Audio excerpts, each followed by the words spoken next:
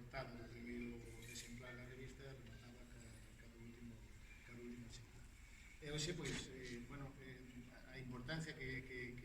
creo que lle dimos a esa exposición e que agradecemos o gracio de aquí, pois se de releve porque incluso nós tratamos de facer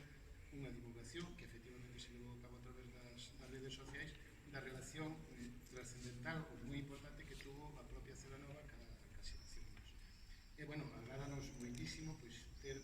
agora a posibilidade de ter unha nova visión máis actual, máis contemporánea desa xeración,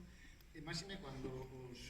algúns dos autores, dos artistas que interveñen nela, pois teñen unha relación tan directa, tan personal con Celanova, como son o caso de Moreiras e de